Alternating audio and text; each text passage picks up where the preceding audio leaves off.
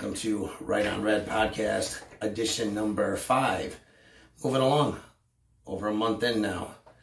And between this and my radio show, wish I still had more time to talk about stuff. But again, my radio show, The Divide, is on Mondays in Rochester, New York, 106.3 FM at 3 p.m. every Monday, or streaming live on my page, The Divide Radio or Brian McKenzie. I am your host, Brian McKenzie, and welcome to Right on Red. We're going to hit a few topics today, and I think they're important ones. It's not going to be a long show today, but it's going to get to the point. And I wanted to start with, as most of you know, there are primary races today. Pennsylvania being the biggest one. 3 candidates there. McCormick, Barnett, and Dr. Oz. Personally, I am a Barnett fan for reasons that are, I think, legit. Dr. Oz, I saw his show where he had Jacob Blake's family on, and he talked about this whole narrative. He fell for the whole narrative on the left. Has he changed his mind? And has he, figured out the whole thing was nonsense? Yes, I'm sure he has. I'm sure he's legit. I'm sure he's conservative. But Kathy Barnett's been pretty straightforward, and I think the smear campaign against her is nonsense. It's not true, the stuff they're saying. In case you don't know her, she was born into the world via rape. Her mother was raped, chose not to get an abortion. Down in Georgia, she had Kathy on a pig farm is where they lived, with no running water, no insulation. And the part of the story that I like the best is she says, being raised by her mother and her grandparents in that kind of environment, in an era, remember, that wasn't so equal. She was never told she was a victim. She was never told she couldn't do or achieve what the white girls could or what other people could. And she never fell for that narrative in her life. She's a conservative. She believes racism exists on the left. And it does. It does. And we'll dive into that more later on when we talk about some other subjects, but the racism the left breeds manifests itself also into the ultra far right. But it's bred and held in our country, is suspended in midair, not leaving because of how the left is, especially the progressive left. Kathy never fell for that. Her first commercial about a year ago really got me right off the bat. It was stated, she stated, so President Biden doesn't think I'm black because I'm a woman of color, because I'm black and I'm a conservative. She said, so he doesn't think I'm black because I'm not voting for him. I'm not a Democrat. She said, we can call me anything you want. The racist in chief, she called him, at 1600 Pennsylvania Avenue. You can call me anything you want, but next November, he can call me Senator. It was a cool, you got to see it. Look it up on YouTube. While you're there, find my channel, which hopefully you're watching right now. It is Right on Red. The channel is Right on Red. It has all my videos. It has every one of my weekly extra videos with the Right on Red podcast. And it'll have all my audio podcasts that are sent there from Spreaker, which is the platform I use. But you can find my audio podcast on any platform, pretty much. iHeartRadio, all those things. But I usually have a video version of it. Not every week, but I usually do. And you'll be able to find the video version of it right there on my channel. Plus, like I said, there'll be a lot of shorts and a lot of 10, 15-minute videos throughout the week when subjects and news happens, and I want to touch on it. So to keep you up to date. Anyways, back to it.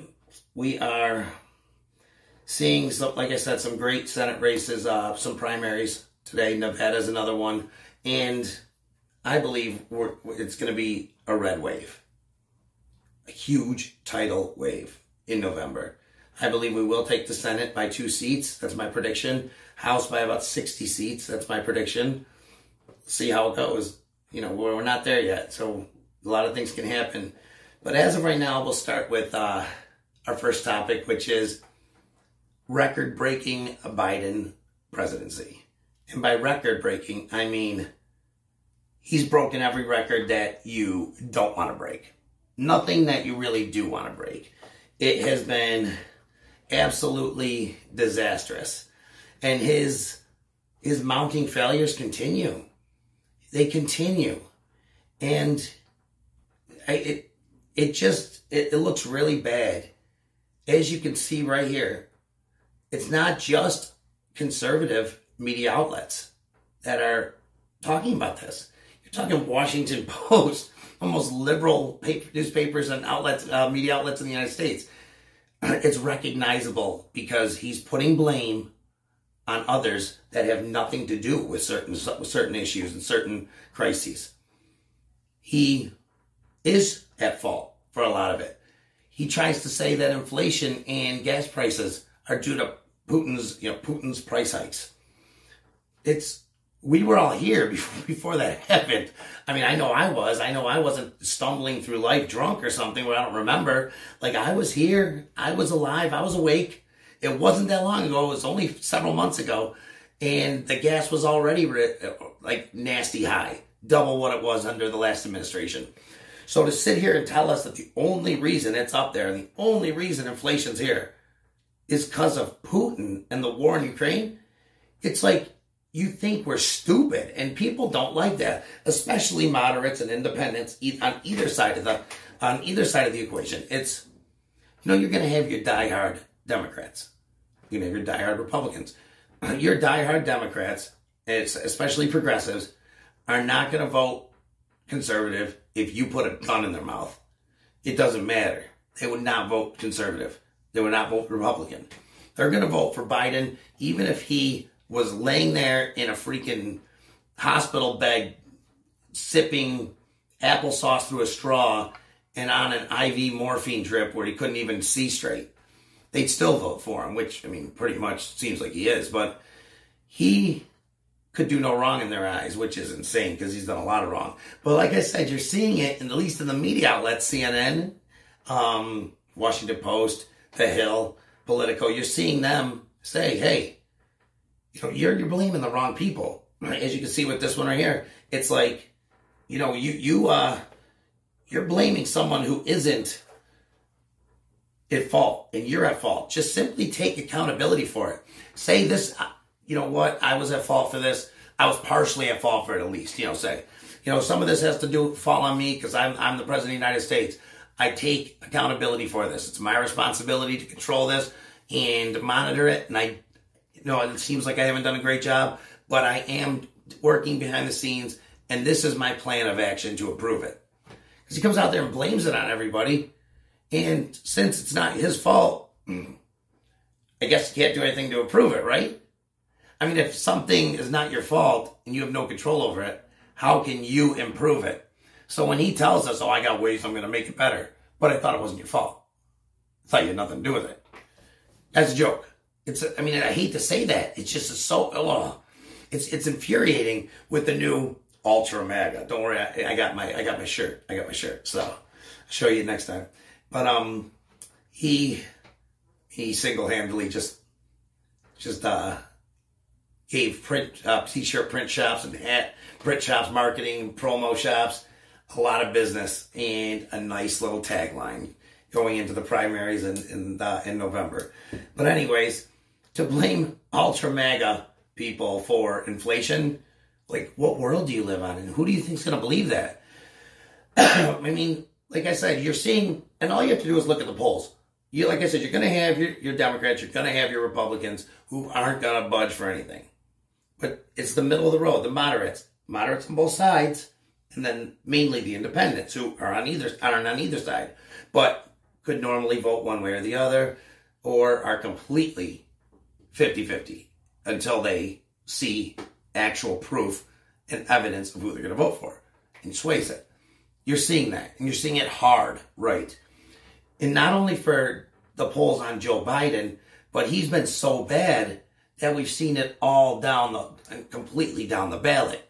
You're talking all the way to school boards, to localities, not just to state, but to localities and county legislatures and town governments and school boards. Hell, there's probably schools that are voting for its president, student president, that are weighing in on who likes Biden and not going to vote for them. He's been that bad.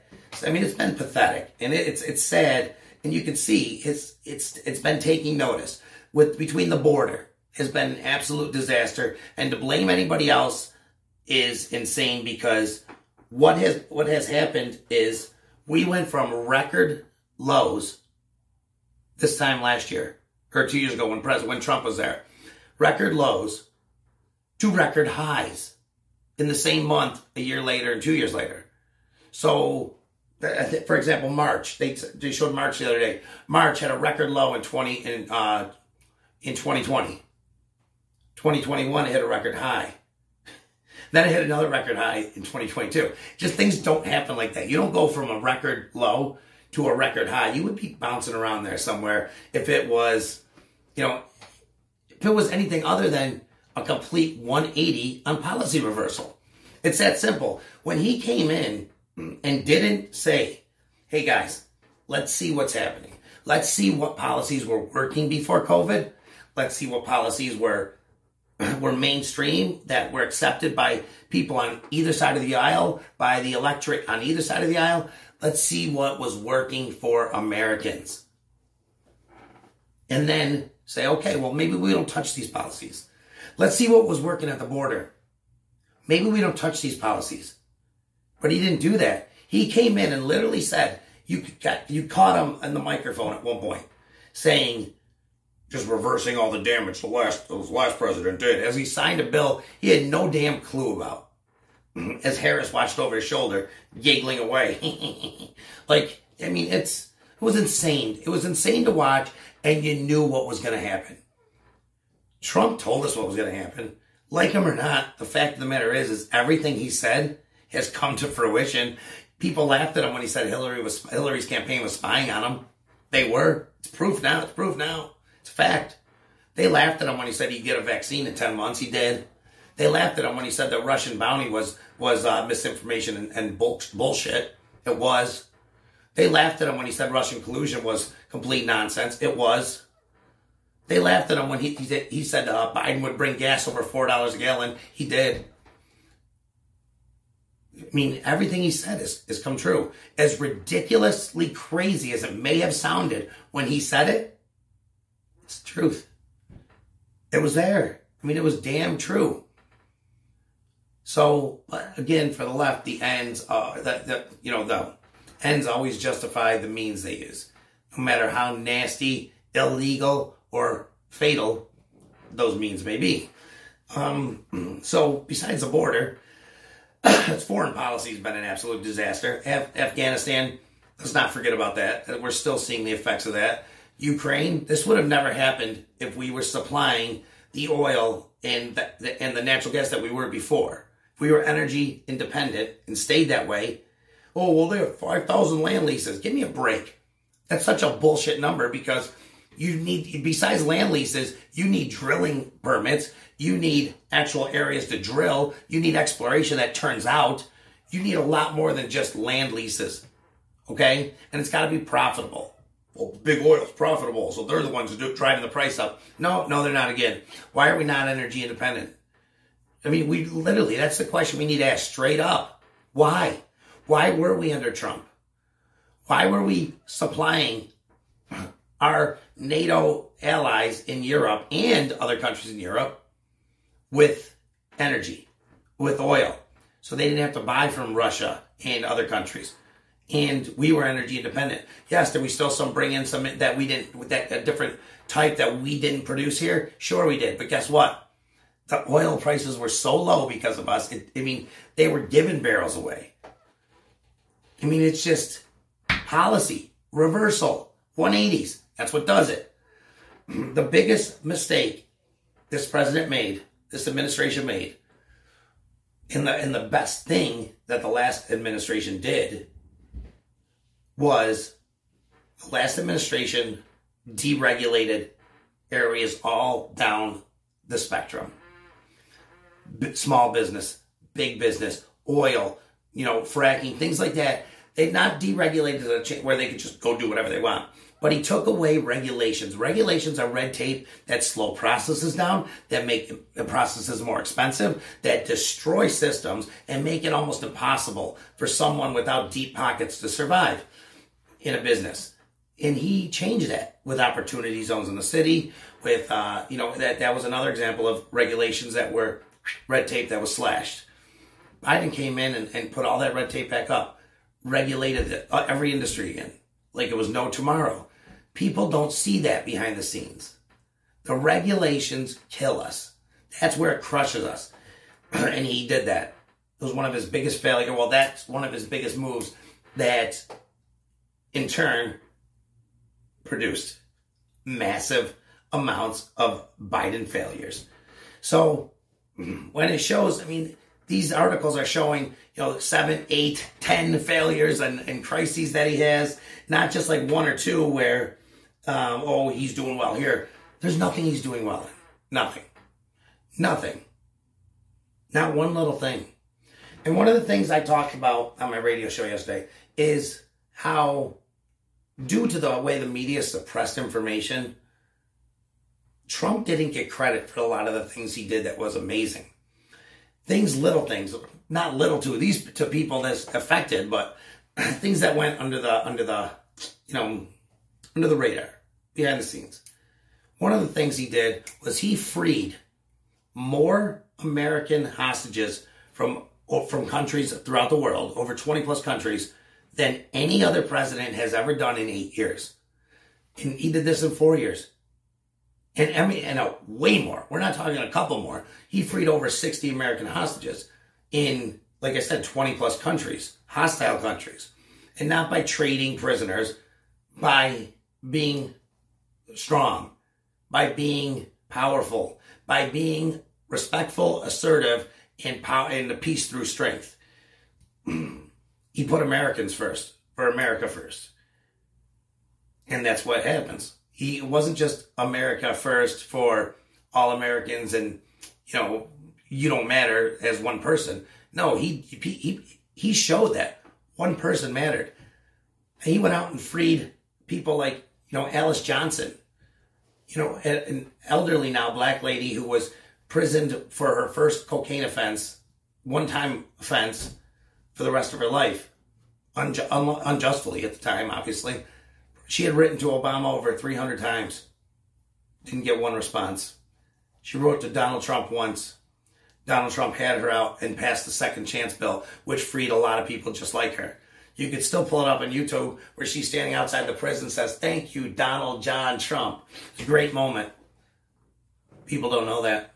People don't know that when he freed American hostages, the only people that knew what he was doing until it was done was the family and him and a couple other people in that room. And once it happened, boom, he got that family on the phone and told them exactly what was going on before he told the public, before he told the news stations. Tell me that's not awesome. How many has Biden freed? I think Brittany Griner's still over there in Russia. You can give me a break. Again, tell people this. If you're a conservative, this November, tell people that there's a lot of independents who you tell them stuff like that. They're like, wow, really? They research it for themselves. They find out it's true. And it matters. We got to open our mouths. I know, I don't want to talk politics. You got to talk politics. You don't have to directly talk politics all the time, but, it matters. When people say something, argue back, debate back. You will win any debate as a conservative if you know your facts, because the truth is on our side. Why do you think it is that Fox News has Democrats on all the time? All the time. Bring them in. Let them say what they need to say. Why is it that CNN and MSNBC never have Republicans unless it's, Mitt, I love my face on the New York Times Romney. Makes me feel good about myself. Or crazy Liz Cheney, who is crazy. Or Adam, I can't sit still because I have ADD Kissinger. Those guys are the only ones you'll see because they don't have to debate with them because they're already basically, bending down to the Democrats left and right. They'll never have a Republican on that's actually going to challenge them.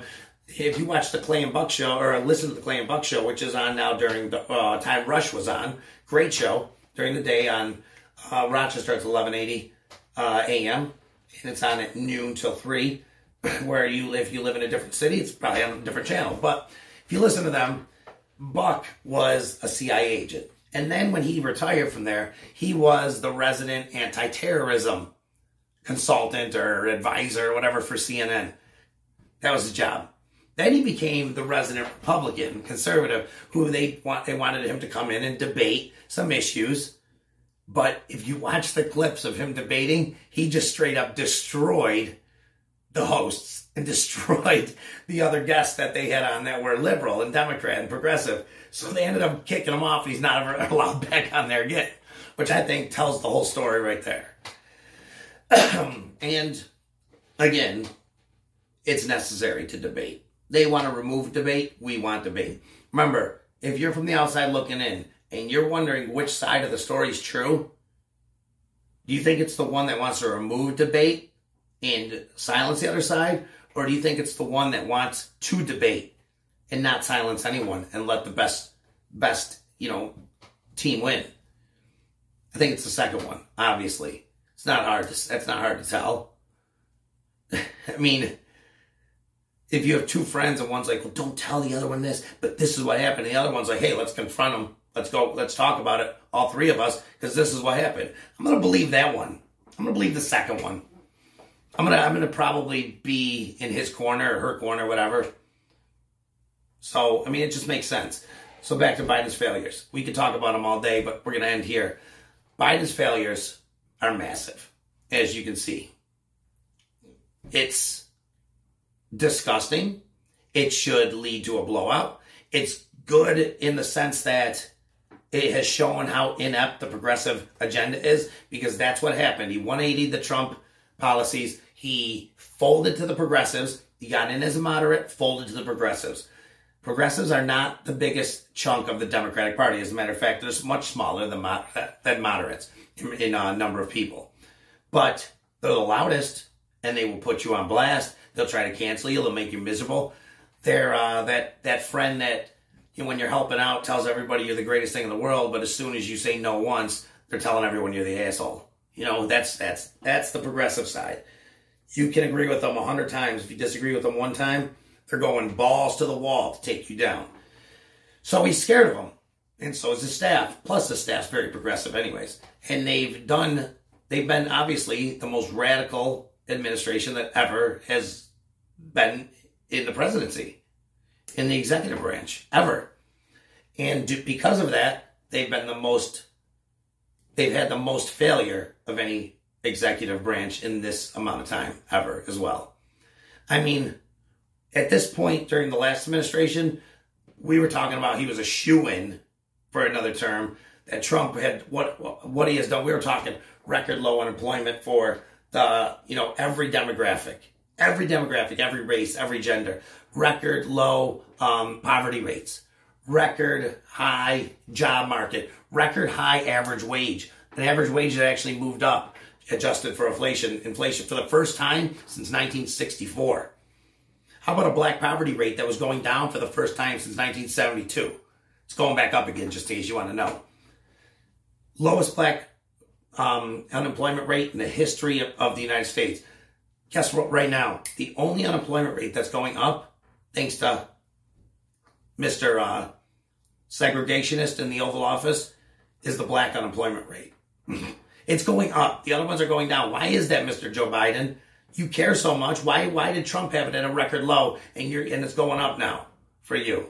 Answer some questions. He won't. He'll blame it on someone else.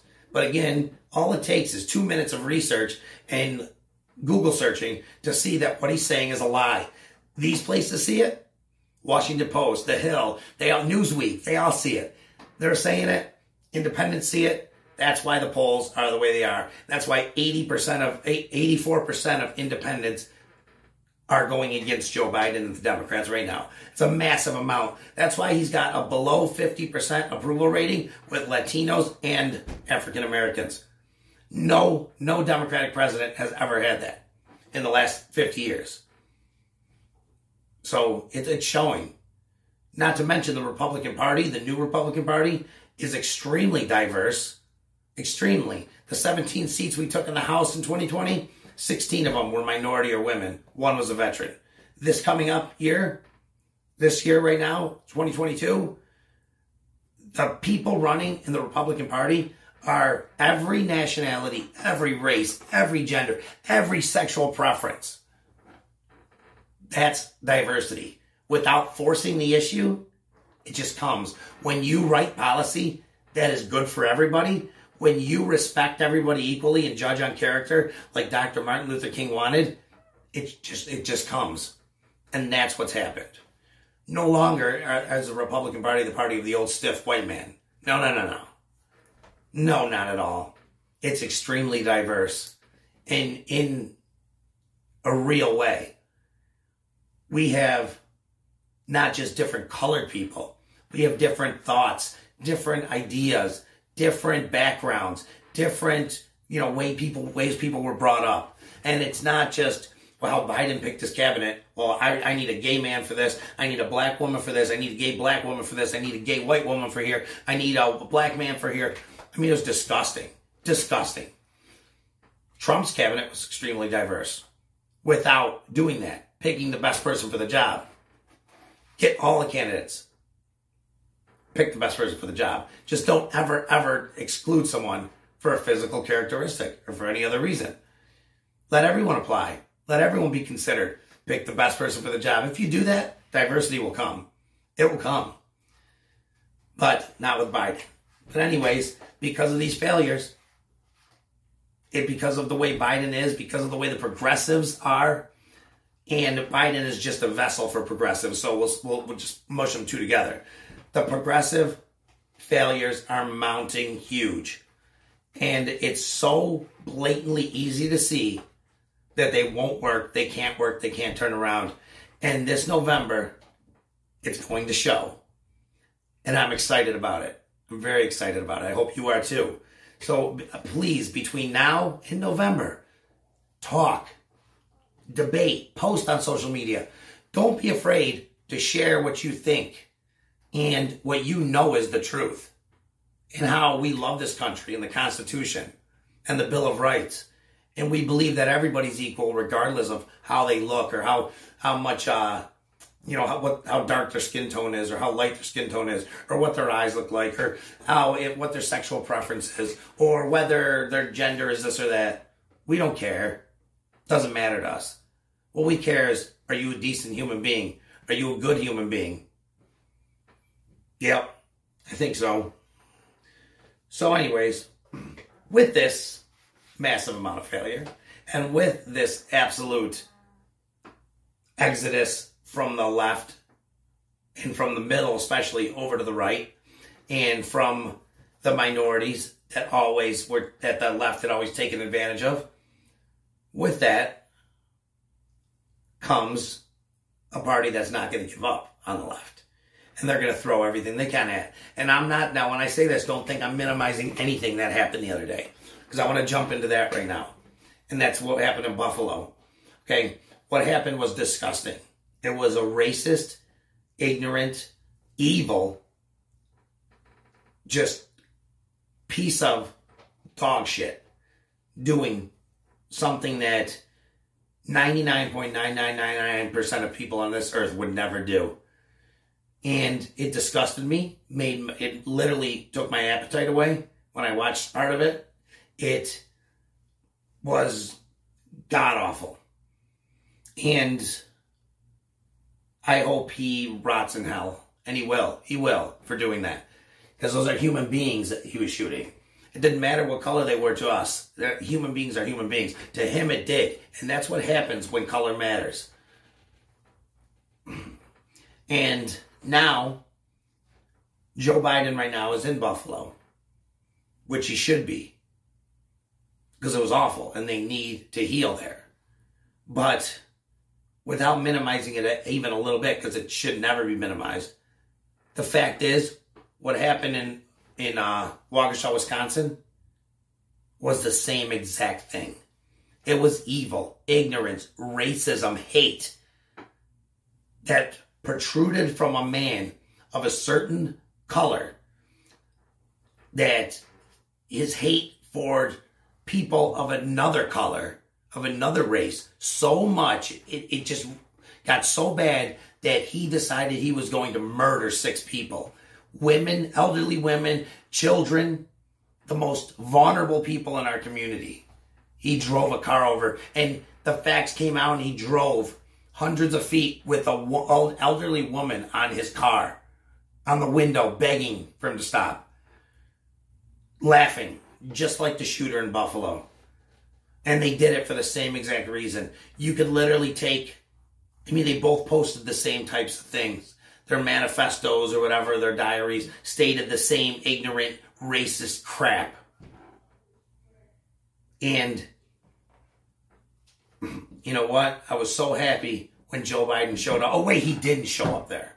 He didn't even plan on going there. Didn't even make an attempt to go there. You want to know why? Because while the rest of us see it for what it is, evil. Doesn't matter. Evil lives in every race, every gender. Evil lives in the corners of the worst of every single subgroup of this earth. It's the very minority amount. I mean, we're talking about the 0.00001% that would do that of each group. But it's in every single color, race, everywhere, nationality, whatever. It's there. And we've seen it. We've seen Latinos do it too. We've seen black people do it to Asian people. We've seen white people do it to Latino people, or Latino people do it to black people. We've seen it. We've seen the hate from one person of a certain color or race to a group of others of another race or color. We've seen it for people do it for religious reasons, because they're not Muslim and they are, because they're not Christian and they are, because they're not this. We've seen it for so many reasons. And it all should be completely condemned the same, and it all should be battled the same. But not with Joe Biden and not with the progressives. Oh, no. They didn't go to Rochester. They didn't care about that place. They literally didn't care. CNN said a red SUV did it. Literally, on one of their news stations, they said, or one of their programs, they said a red SUV did it. Didn't even talk about this man right here, who's the one who did it. Didn't even talk about that. Didn't even talk about it. What they did was put it down on the list somewhere and hope people didn't read it, because it didn't fit the narrative. Because it didn't fit the narrative. You know what the narrative should be? There's hate everywhere. And us as good people, when we stick together and we don't divide into white, black, brown, whatever, or Christians, this, when we don't divide in all these little subgroups like the progressives want us to, we bond together, we can overcome that hate a lot easier. Because if we start pushing away people of a certain color, because we think everyone's just, we're just as bad as anybody else. Maybe we don't kill anybody, but we're just as bad as the next racist person. It's disgusting, what they do. I mean, we're gonna white supremacy will not have this last. Yes, you're right. White supremacy is disgusting, and you know who hates it? The Republican Party, just as much as you do. So shut up. We hate that shit, and you know what? We hate when people like BLM hate white people and talk bad about white people and say that we're the scum of the earth and we're oppressors and we're the ones that keep everybody down. You know, we hate that too. And you should too, because it's all racism. And you can literally take the article from Buffalo and use it for the Wisconsin, because it was literally the exact same thing. But he made no trip there. There was no big things from the left, from progressives or the Democrats or the Marxists, if you want to call them that, because it didn't fit their narrative. When it fits their narrative, they're there. It's got to be a white guy shooting minorities. But in reality, racism means you have a opinion of all people of another race other than your own that's negative or prejudged or whatever, and it doesn't matter if you're a minority or a majority. It's racist to hate people of a certain race just because of their race. That means common sense.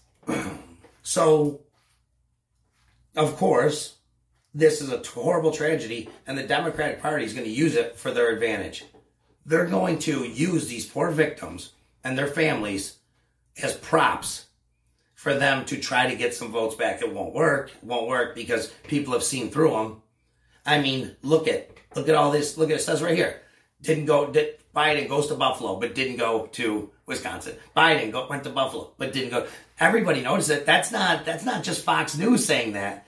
That's not just Fox News. That's some liberal stations right there. It's very well known what they hope for. Do you remember the Veritas Project? Well, CNN, there was someone on CNN, caught saying when there is a mass shooting, they're literally on the edge of their seats hoping it's a white guy shooting African Americans or minorities, because that works. That narrative works. And that narrative sells. That narrative gets viewers. That narrative pushes their agenda. That's disgusting. I mean, you look on YouTube, you'll find it. Project Veritas. It was stated. That's disgusting. So when Biden sat there and said all that today, all I thought was, what about those families in Wisconsin? What about the other shootings that didn't fit your narrative, so you didn't care about? So you sat home and drank warm milk and talked freaking pillow talk with Jill instead of getting up and going to where it was at.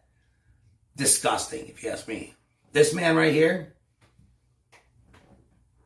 is just the same as this man right here.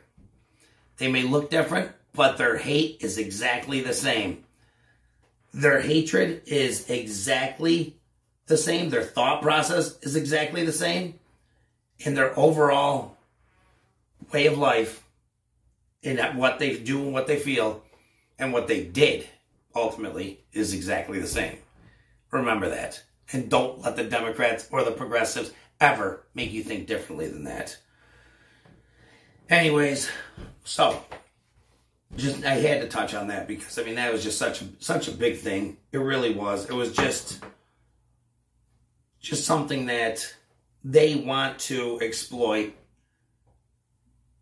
and it's something they feel they can use to possibly not lose as many seats or as many races this November.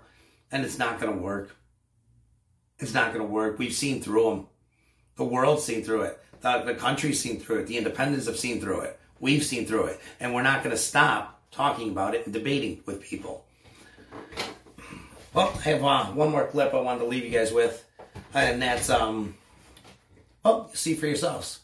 So check out this. This was me outside of my house the other day talking about an incident that happened locally.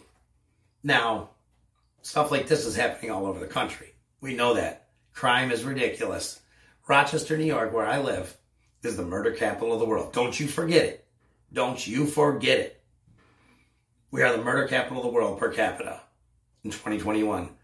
And just listen to what I have to say here about an incident that happened last week in a suburb, not even the inner city of Rochester, but a suburb of Rochester called Greece, New York. Now, I live in Henrietta, New York. Greece is exactly the same. They're almost identical to each other, Henrietta and Greece. This happened at a mall in a suburban town outside of Rochester. So I'll leave you with that. Thanks, guys. And thank you for watching Right on Red. See you soon. Here I am sitting at my home. Nice suburban town here in Rochester, New York. It's actually Henrietta, which is a suburb of Rochester. Borders the city. Nice place. Middle class area. Always been. Grew up here. Always been a great place to grow up. Just like another suburb, which is north of the city, Greece. Exactly the same type of economic class, commercial industry, and housing. It's basically the same town as this, where a woman was carjacked at the mall there, beat up at 72 years old by a 17 and an 18-year-old who were caught days later down in Pennsylvania. 17 and 18-year-old beat up a 72-year-old and took her car in a town just like this. What does that tell you?